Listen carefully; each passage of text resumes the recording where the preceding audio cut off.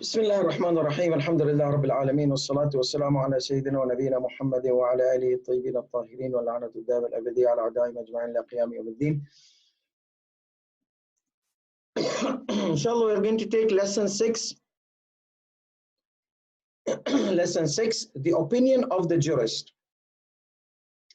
Like, let's say if a mujtahid, like Sayyid al-Khui says, Fulan is trustworthy. Should we rely on his word or not? Or should we have to do our own ijtihad? Okay, so that is number one. The trusted of Sheikh Mufid. Remember I said the moons, there is a link of moon sighting. Sheikh al-Mufid had relied on it and had given a testimony about the link of it. So should we consider that link an authentic link? And then we have this permissions of Shuyukh. Like Sheikh gives ijazah, the teacher gives ijazah, that I am giving Fulan the permission to narrate the hadith which has been authenticated by me. Okay, so when I give somebody a permission to narrate, is this permission an indication that that person is trustworthy? Or I could give my permission to narrate to anybody, even for a purpose. I want somebody to narrate my hadith, and he's a corrupted person and he goes into the bars and wrong places. I want him to take my hadith of Amr bil Ma'ruf wa Nahy Anil Munkar and narrate it there. So is it necessary that the one who has my permission to narrate is a trusted narrator? Okay, so that is another rule. These are all principles. Ijma'. If the Rejalis, they agree on one narrator, and we don't have anything in his history, but all the Rejalis, they said that he is a trusted person. But we don't have any indication, any narration. So what should we do? Should we consider that ijma' valid or no? It's not valid. Abundance of narrators. Some ahadith mention that whoever's riwayat narration hadith is plenty, okay, is more trusted. Why? Because people, they rely on him, and because people, they rely on him, he narrates more and more. The more he narrates, the more people, they rely on him. So that indicates that abundance of narration. Somebody is like Abu Huraira, has so many narrations. That means he's a trusted narrator. Can we apply this rule? So there is a discussion on that as well. Self-justification and self-attestation. Somebody says, I am thiqa, I am trustworthy because Imam said so. So again, there's a loop here, as we mentioned in our previous session. So the opinion of the jurist or a faqih, if a mujtahid says, Fulan is trustworthy, so should we take his opinion? So let me just make it a bit bigger. Okay. So, is the verification of a narrator through a jurist or a scholar in jurisprudence and evaluation? So we're not talking about a Rijali, we're talking about a mujtahid. So we could have a mujtahid, then Ayatullah like Sayyid al-Khui was Rijali and a mujtahid faqih, because Sayyid al-Khui had several angles of knowledge, even Sheikh al-Tusi. But some mujtahid, for example, I don't want to mention names to be disrespectful. So let's say Fulan, Ayatullah Fulan. He's a mujtahid in jurisprudence. People, they follow him, do taqleed. But he is not deep in ilm al-Rijal. He is not a Rijalist. He's not a Rijali scientist. So can his words be reliable? Okay. If he depends on a narrator, can we depend on his narrator? We don't have any information. The only information is that Fulan Mujtahid, he depended on the narrator. So there are three opinions regarding this issue. It is an evaluation anyway, or absolutely, because that person is Mujtahid. He must have done his homework. And it is considered justification because every Mujtahid has some type of knowledge in ilm al-Rijal science. They have to go through. They have to check, because they say every mujtahid must do his own work. But some are masters in ilm al-Rijal, like Sayyid al-Khui, Sheikh al-Irawani, Sayyid Ahmed Madadi, Sheikh Ja'far Subhani, and these people. And some are no, they are not specialized in ilm al-rijal. Some said no, completely not considered and not an evaluation, because though he is a jurist and uses ilm al-rijal, but his words are not evaluation. This is the second opinion. The third opinion says it is an evaluation of a jurist if the evaluation of a jurist is a narration, then it depends on him being trusted or not. So we said that that evaluation could be two types: narration, hadith, or ijtihad. So if it's a narration, we'll check how is he. If he's a trustworthy, we'll take it. But if it's ijtihad, we will have to do our own ijtihad. Such evaluation. So if it was a narration, we'll check is trusted or not. If it was ijtihad, based on ijtihad, then the researcher needs to do his own intellectual work.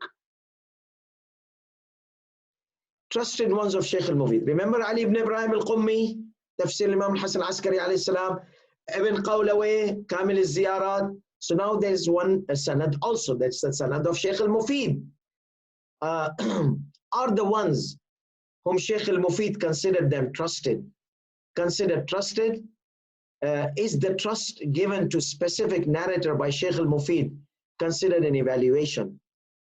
There's a big debate in the opinion of these scholars due to a very high intellectual position of Shaykh al-Mufid. And the debate occurs specifically in the sanad of a hadith of moon sighting for the holy month of Ramadan. And the hadith is narrated by Imam Rejaal, and the hadith which is narrated in the imamat of Imam Rejaal. So there are two hadith narrated by Shaykh al-Mufid, has sanad. One is imamat of Imam Rejaal alayhi salam, one is the moon sighting. There are some people, they are unknown, but Shaykh al-Mufid relied on them. So can we consider those unknown in their status trusted? Because Shaykh al-Mufid relied on them. Let's say we have a hadith. We find a hadith. That hadith has a sanad. This is like a ma'soom representation. Okay. And then there's this chain of narrator, and here my finger is me. So now we have this one known. This one in the sanad is unknown in the middle. But this one, Shaykh al-Mufid had relied upon him in the hadith of moon sighting. So can we rely upon him? So here we say that since Shaykh, this is the rule, because we are doubting in this person. Since Shaykh al-Mufid relied on him in the hadith of moon sighting, which is a popular sanad, or the hadith of Imam Rawah's Imamat alayhi salatu wasalam, which is a popular sanad, then we rely on, then we consider this narrator trusted. So the whole chain is now linked. Before it was unlinked. There was some link. We were not sure about it. So some said, as there is no conflicting evidence from other rijalis regarding his sanad, then the narrators in that sanad are considered trusted narrators. Let's see the giant, Sayyid al-Khu'i. Sayyid al-Khu'i has his opinion that if Shaykh al-Mufid considers them trusted, Shaykh al-Mufid says, I trust in them. And he says that whatever in his sanad is considered a link of a trusted narrators, then his word can be taken into consideration. But it is not general rule or principle. Because in his book of Irshad, Shaykh al-Mufid, in his book of Irshad, Shaykh al-Mufid, I think it's ikhtisas, on the history of the infallibles, alayhi salatu wasalam, he relied on several weak narrators.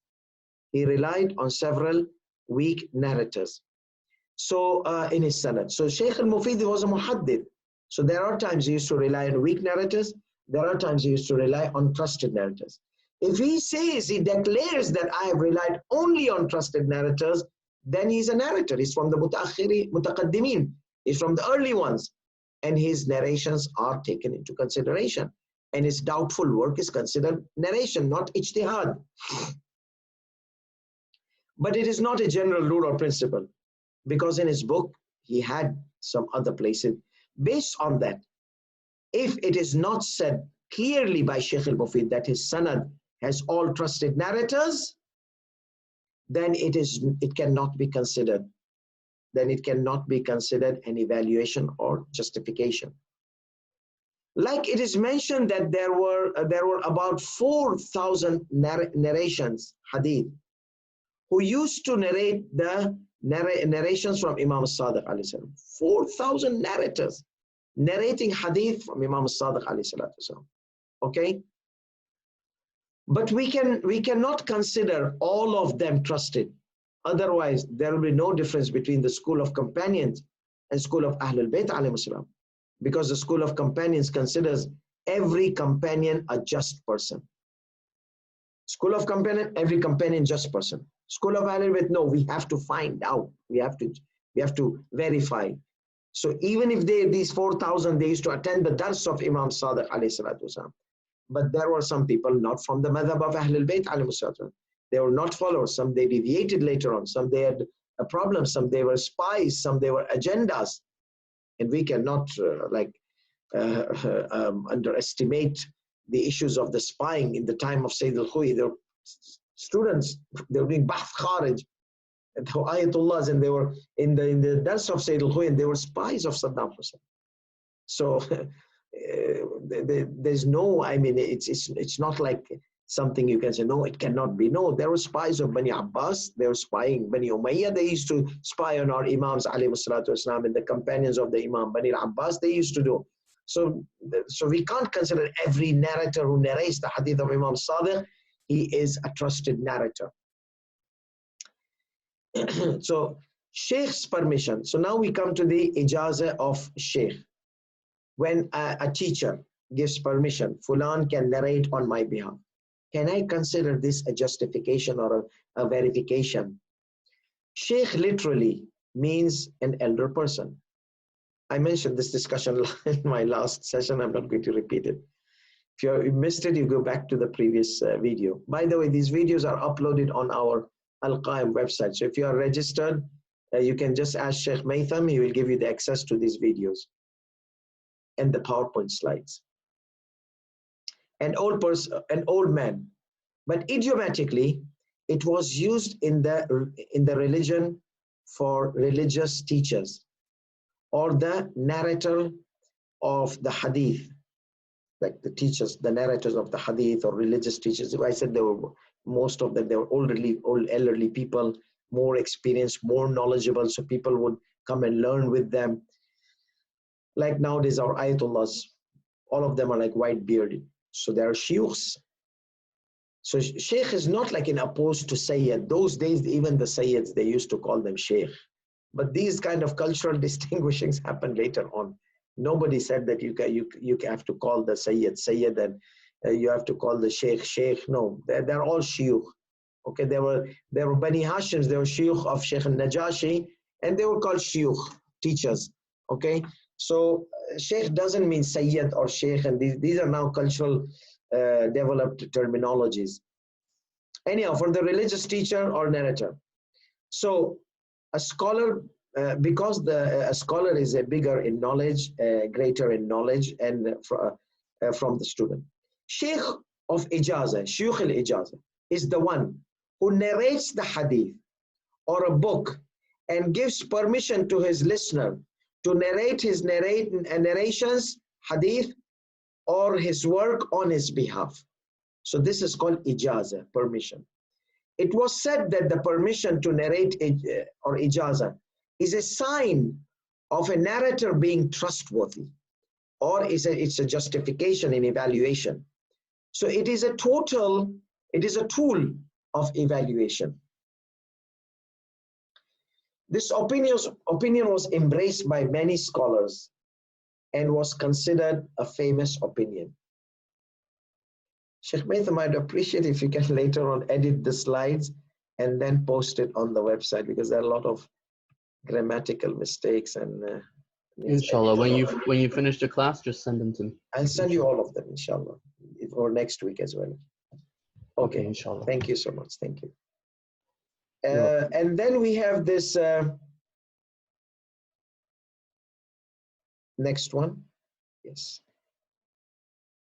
What does Sayyid al-Khuy, what does the giant Sayyid al-Khuy say about the shuyukh, ijaza of shuyukh?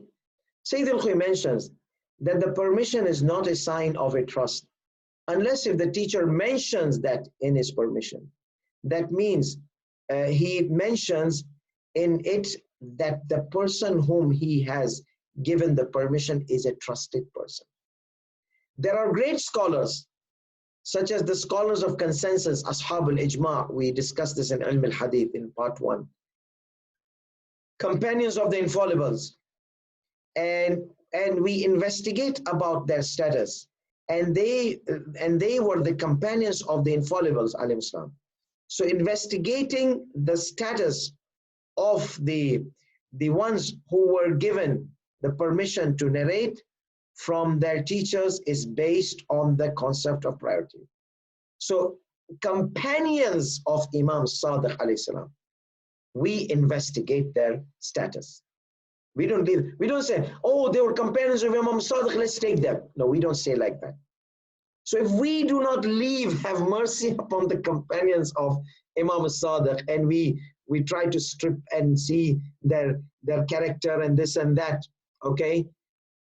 Why should we have mercy on the companions of the shuyukhs, the students of the shuyukh? Students of Imam Sadiq, we don't have mercy. So why should we have mercy on students? No, we have to investigate the students of this Najashi, or unless if the Najashi tells us the one I am giving him ijaza is a trusted narrator, then it's a narration, because Najashi is from the Mutaqaddimin. Okay? So unless if the Sheikh who's trustworthy does not verify. Remember Imam Sadiq, if he verifies a narrator and it's not a self-loop narration, then it is a sign. Similarly, if the Sheikh says that and he's trustworthy, he says that I'm giving permission to Fulan to narrate. Like some of the ijazat of Sayyid al-Khuy, you will find Sayyid al-Khuy praises the one who is narrating, going to narrate on his behalf. So there's ijazah of narration Sayyid al-Khuy used to give. So yes, so there are companions like there are great scholars such as the scholars of consensus, Ashab al-Ijma', companions of the infallibles, and we investigate about their status, and they were the companions of the infallibles. So the investigating the status of the ones who were given permission to then narrate from their teachers is based on the concept of priority. Sayyid al-Khuy says that we don't leave them. Why should we leave these? We will investigate these also. The benefit of the permission is that it authenticates the content of the narration and not the narrator. The permission says the content is okay, but is the narrator trustworthy? That means if the narrator narrates another narration from someone else, should we consider him trustworthy in the link? No, unless if it was mentioned in the ijazah, written ijazah, that the teacher has authenticated him. What about the ijma' consensus? If Sheikh al-Najashi says it's trustworthy, Sheikh al-Tusi says trustworthy, al-Kashi says trustworthy, Ghadairi says trustworthy, everybody says it's trustworthy. So there's a consensus. So is this consensus taken or not? Now before I mention this, let me tell you the difference between the consensus ijma' in the fiqh and ijma' in Rejaal. Ijma' in fiqh, what is it? There's a fatwa. Okay?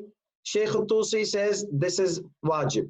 Sheikh al-Mufid said this is wajib. Sheikh al-Saduq said wajib. All these shuyukhs, scholars, in one time they said it's wajib. When we look into the hadith, we don't find any, because whenever you say something is wajib, you need to have dalil. Whenever you say something is haram, you need to have dalil. Otherwise, you will be giving fatwa without dalil, without knowledge, hence choosing the place in the hellfire. So is there a kind of evidence? We don't see. So we take the ijma' in general. So what is the ijma'? Sheikh al-Tusi tells me something, I did not find hadith. He might have relied on hadith, it might be an error from him. Sheikh al-Saduq, now 2. Sheikh al-Mufid, 3. So the error, the probability of error decreases until it becomes a very mild fraction. So that is ijma. And that's mathematical indication of something being very close to the truth. 99.9%, the more the accumulation of the fractions happen, fractions of probability. So now we have this ijma in fiqh. So we don't, there must be hadith. Because of the time, it got lost. Because these great scholars, they give fatwa without hadith, it's impossible. So there must be a hadith or a narration which got lost in the history because our books were burned, our mosques were burned, and Imam Bargas, still there are countries, they demolish our Imam Bargas and masajid. Okay, so what, like in the time of Salahuddin, he came to Egypt, he wiped out the Shiism and burned the books and threw the books in Niles and all those kind of things. So there's bad history there in the Shia history, that we were like prosecuted and subjugated, and our books were burned, our books were destroyed and demolished, and masajid, and so there must be something they must have depended on. So based on this qarina clue, and these are trustworthy, and they all are unanimously agreeing upon consensus ijma, there must be hadith. So I base my fatwa on their ijma. So the ijma becomes source as hadith for me. This is ijma in fiqh. However, Sayyid al-Khuy and Sayyid al-Sadr, and they did not consider ijma hujjah unless if you have a qarina that infallible is among those mujma'een. How can you know? There's the qarinatul hikmah, wisdom, clue of wisdom. That means there's a hikmah that Ma'soom is living, Ma'soom is available. If Ma'soom sees that all of the scholars are going wrong, he has to intervene. So someone pops up with an odd opinion and breaks the ijma. So then we have to do the investigation again. So, but if no one pops up, that means the Ma'soom is observing, and that means the Ma'soom is amongst the mujma'een. So that qarina is indicative that ijma al-hujjah. But Sayyid al-Khuy found out most of the ijma, which was claimed to be ijma, is not a valid ijma. There are very few ijma that can be proven by the number of the fingers. Anyhow, so therefore, we have this ijma in fiqh. Ijma in Rejaal, I mentioned. Sheikh al-Tusi says is trusted. Sheikh al-Najashi says is trusted. Sheikh al-Ghadairi says trusted. Kashi says trusted. Halli says trusted. The ijma of Rejalis. So can we consider this ijma hujjah? Okay, because in fiqh we said there's a debate. Some consider, some don't consider, some consider a strict condition in ijma. So can we consider? So let's read. Basically the ijma. Here the ijma is what? Ijma is not like the ijma of fiqh. Ijma of Rejaal is accumulation of the testimonies. We need one narrator, we need only Sheikh al-Tusi, and our job is done. So I have Sheikh al-Tusi, Sheikh al-Najashi. The ijma is not even applicable here. It gives me strength of confidence. We need confidence of opinion only. So this accumulation of the scholars of Rejaal who are trustworthy, I need only one. So ijma is not needed here, okay? But it gives me strong confidence. Oh, all of them, they said, Fulan is trusted. Yeah, that must be a good person. Basically, the ijma or the consensus or on a fatwa or a religious law is not valid unless if it includes the opinion of the infallible alayhi salam, or it expresses the opinion of the infallible, or it indicates that infallible is among those mujma'een. But the situation here is different. Here we are talking about all the Rejalis having a consensus about a narrator being trusted, and it is considered being an evaluation of a, so is it considered, so all these, is it an evaluation of being trusted? Sayyid al-Khuy mentions, yes, obviously, it is an evaluation, because the word of one trusted Rejali narrator is enough, is considered an evaluation. So all of them justify or defame a narrator unanimously and have a consensus on the criteria of a certain evaluation, then it becomes stronger evaluation, as long as there is no evidence that the opinion was an ijtihad of a Rejali, of the Rejalis. Okay, it was a narration. Because if ijtihad, I have to do my own ijtihad. This is regarding the early ones. The early ones, we consider, because we consider them narrators. Okay? But mutaakhirin, if we doubt, then they are considered ijtihad. Mutaakhirin. But if they say it's a narration, so because mutaakhirin, we can't find ijma. But mutaqaddimin, we can find ijma because they were very close to their time, so they could agree on one narrator. Abundance of narrations, like we said, Abu Huraira, he narrates so many hadith. So can we consider him a trustworthy? We can't, because the history shows Omar was going to punish him because of lying. This is not in our books, in the Sunni brothers' books. It is mentioned that if a narrator narrates plenty of narrations, such is considered a sign of a narrator being trusted. Abundance of narration is a sign of being trusted narrator.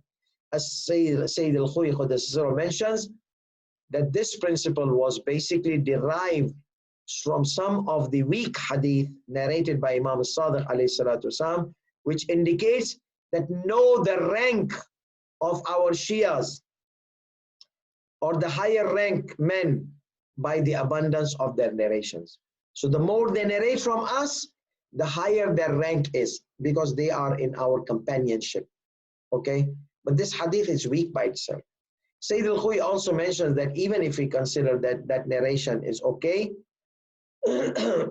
these narrations are okay, it has no indication that a person who narrates plenty of narrations should be considered a trusted person. In fact, there are narrators who are fabricators, who have more narrations than any trusted narrators.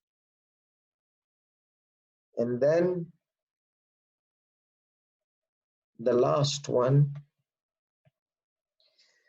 self-justification, self-attestation, self-testimony. We mentioned last week that it creates a loop, and we cannot accept that loop.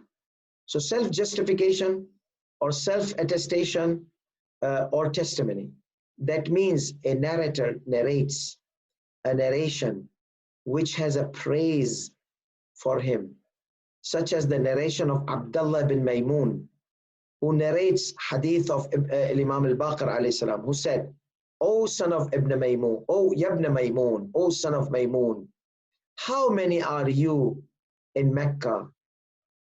He said, 4. Imam said, alayhi salatu, "You are the light of Allah in the darkness of the earth." So now Abdullah bin Maymun is trusted narrator. But we can't rely on this hadith in his being trustworthy.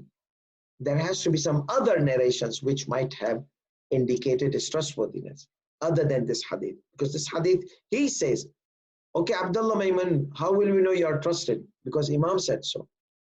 Okay, that Imam said this hadith, how will we know that this hadith is reliable? Because I am saying it. How will we know that you are trusted? Imam said so. How will we know that Imam said it? I am saying it. So it's a loop. So if we had to, so Ibn Maymun is trusted by other evaluations, not by this narration, because this narration creates a logical loop, a circle as mentioned by Sayyid al-Khuy. وآخر دعوانا الحمد لله رب العالمين وصلى الله على محمد وآله الطيبين الطاهرين. We, inshallah, next week will be our last 2 lessons, and after that we will have our